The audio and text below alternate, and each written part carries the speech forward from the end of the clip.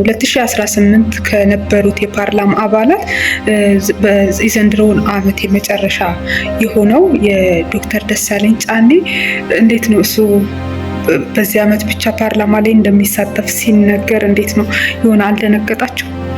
በእውነቱ ቁጭ ብዬ ቪዲዮ ልሰራላችሁ ጊዜ አላገኘሁም። በጣም ቾክያለሁና ዛሬ እስካሁን በነበረው ጥያቄ ላይ ዶክተር አብይ በዚህ ሰዓት የትኛውንም ቦታ ወይንም ወርዶ ሄዶ የህዝብን ጥያቄዎች ወይንም የህዝብን ፍላጎት ላይረዳው ይችላልና ዶክተር ደሳለኝ ጫኔ ደግሞ የእያንዳንዷን ህዝቡ ምን እንደሚፈልግ ቃል በቃል ጥያቄ ስለሚጠይቅ በቃ እሱ በዚህ ዓመት ላይ 2018 የመጨረሻ የፓርላማ አባል ሆኖ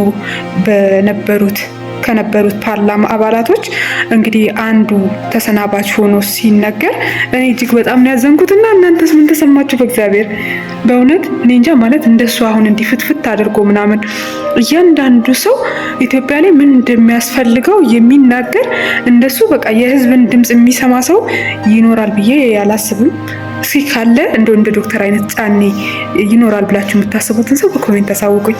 ይህንን ቪዲዮ ልሰራ እንግዲህ ሪንግ ላይቴንም የሆነ ካሜራዬን ለማስተካከል ጥራት ራሱ የለውም ቪዲዮ አለኝ ማለት እያየሁት ነበርና ላይቡን በጣም ስለቸኮልኩ ነው የመጣሁላችሁ። እንግዲህ እንከታተል፣ ወደ ፓርላማ እንመለስ።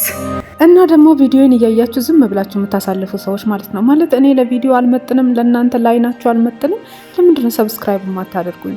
ሰብስክራይብ አድርጉኝ። በጣም ቪዲዮ ስር ገብቼ ሳየው ማለት ነው ሰብስክራይብ ካደረጉኝ ይልቅ ያላደረጉኝ ሰዎች ናቸው ቪዲዮ የሚያዩትና ስለዚህ ለምን ሰብስክራይብ አታደርጉኝም? ለምን ከውጭ ናችሁ ታዩኛላችሁ? እና አይታወቅም ነገ እንደምትፈልጉኝ ሊሆን ይችላል፣ እንደምትወዱት ሊሆን ይችላል እና ነገ በጥራት ልሰራ እችላለሁ። ባካችሁ ሰብስክራይብ አድርጉኝ እሺ። ስወዳችሁ ቴንክ ዩ